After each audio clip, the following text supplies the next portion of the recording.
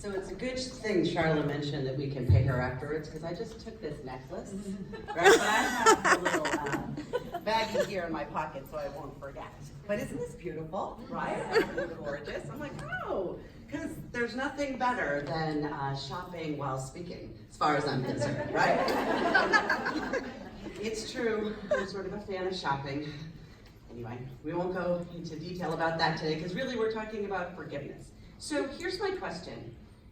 Have any of you struggled with forgiveness, ever? Seriously, who was not raising their hand? Come on now. Okay, so is it easier to forgive someone else or yourself? Yeah. Which is why we're really going to talk about self-forgiveness today. Because, as hard as it might be to forgive someone else, we really struggle when it comes to forgiving ourselves. Oops. Okay, excellent. So the thing about forgiveness is that it's really an art. We're trying to balance several different things together. It's related to our perceptions of ourselves and our perceptions of other people, and they really weave together. Now, I'd like you to bring to mind something that you have struggled with, or that you have not yet forgiven yourself for. And just bring it to mind, and then imagine writing it on a little sticky note, and we'll come back to it at the end. Just take a moment and just think of that.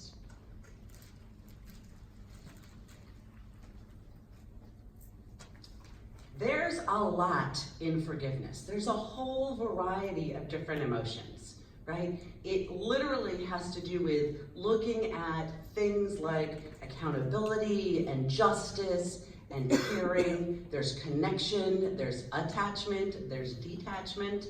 It's a complex concept. When we look at the dictionary and say, how do we define forgiveness? It's to cease to feel resentment, which sounds like a pretty good idea. The thing is that forgiveness is really all about you. It isn't about anyone else.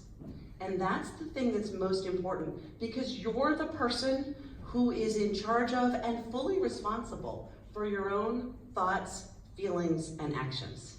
And so this literally becomes your choice and your responsibility. When we think about self-forgiveness, the thing is, we're looking through two lenses. We're looking through the lens of the person who's been hurt, and we're also looking through the lens of the person who's done the hurting. So we want to think about that, because we really need to integrate the two of those together. The thing about forgiveness is that the opposite of that is stagnation. And that's the last thing that we want. We don't want to get stuck in that emotional place, and yet we often do. And so instead, we need to really learn, how can we bring forgiveness into our lives? So there's this common saying, not forgiving someone is like slowly poisoning yourself and hoping that the other person dies. Yeah. And if you think about self-forgiveness, that's a huge problem. You're poisoning yourself and being like, okay, I don't get this. Where is this going now? Who's gonna die? We need to help ourselves move out of that poisoning and into healing. We don't want to be both the perpetrator and the victim in our lives. And the thing that we need to bring in as a result is compassion. That's literally the most important element that we need when we think about forgiveness. The Center for Compassion and Altruism, which is at Stanford, defines compassion as concern for the well-being of others. It's the key element as we move towards forgiveness. Just kick that. I forgive myself. That's okay. I'm completely comfortable with having done that. Not a problem. One of the things to really make compassion work is that we have to understand that everyone is doing the best they can with what they have in the moment. We truly are. You are, right now, doing the best you can with what you have in this moment, as am I. Now that doesn't mean we can't grow, and it doesn't mean there isn't opportunity for change. Of course there is, right? But if we begin to take this compassionate view of ourselves, that we're literally doing the best we can with what we have in this moment, then that allows us to begin to open up. It frees us to begin to look at ourselves and the situations in our life a little bit differently. There's where we begin to access some of the energy and begin to then move forward. There you go. So oftentimes there's some confusion between empathy and compassion. I've broken down the two of them, but really what you need to understand most is that compassion is feeling for the other person. You're not taking on their feelings, right? You're seeing them, you understand where they're at, and you allow them to have their feelings as what they are, and you feel for them. It's important to keep this in mind, because what we don't want to do is take on someone else's feelings. They're responsible for their feelings, just like we're responsible for ours. Now there's a whole lot of different models of forgiveness. Some of the ones that I've encountered in my life are up here. There was a friend's father who literally followed the forgive no one and hold a grudge forever model. It's a little problematic. And then another person who I knew growing up who literally fell into this forgive everyone and totally ignored herself. The thing that I saw growing up, and still as an adult see most often, is this idea of thinking that we've forgiven someone and that we've moved on, and suddenly it pops back up and we're right back into that place of distress and resentment. And that totally throws us off the track, as well as bringing back and allowing us to re-experience, which is not what we want to do, the same distress that we felt before we started from the original incident. What I didn't have in my life growing up were models on how to forgive myself. So the thing is, growing up, I wasn't entirely a perfectionist, but I seriously had this super loud internal critic. I would look at whatever I did and then I'd replay it. And I'd think, yet another cringe-worthy moment. Like, could the floor swallow me now, please? And it never did. So then I just feel worse and worse about myself. I mean, I really struggled with this idea of being good enough. And I was very comfortable, particularly given the models that I'd seen, in forgiving others.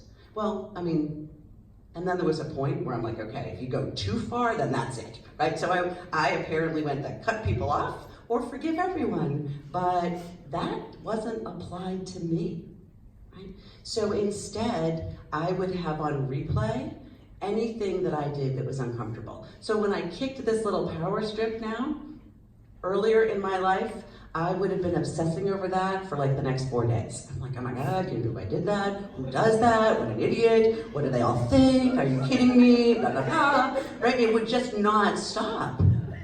Yeah. Have you had this happen? You've done it? Right. Yeah. And it's not even a big thing, right? Like, who cares? Right? Nobody cares. Only you start making it into this big deal, and suddenly you think that everyone cares.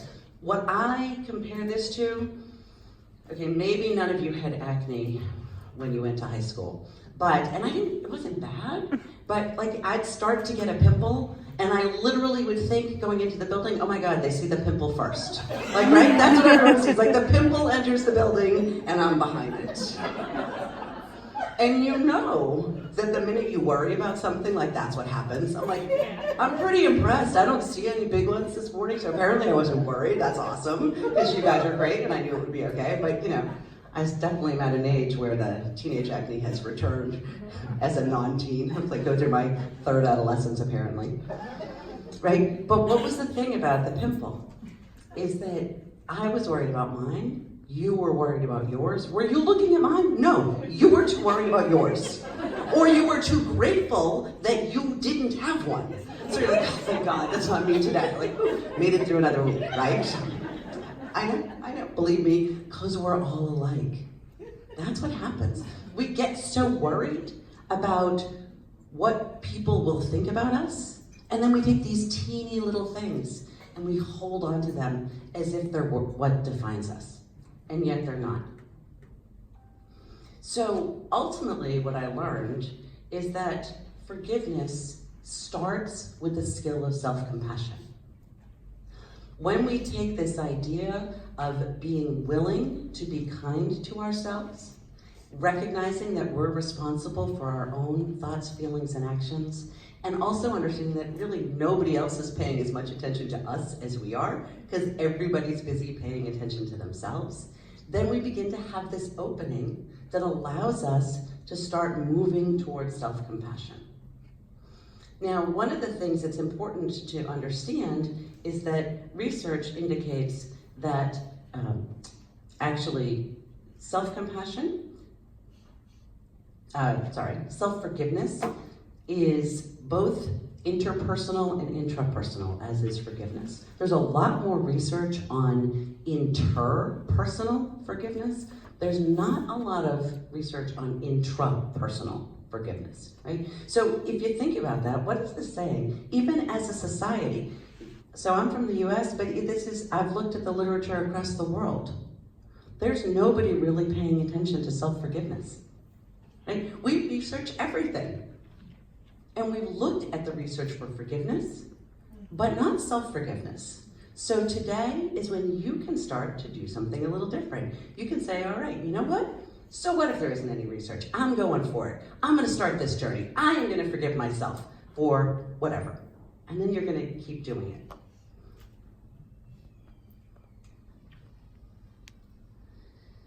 Sometimes forgiving yourself is like when you've gotten a necklace all tangled together.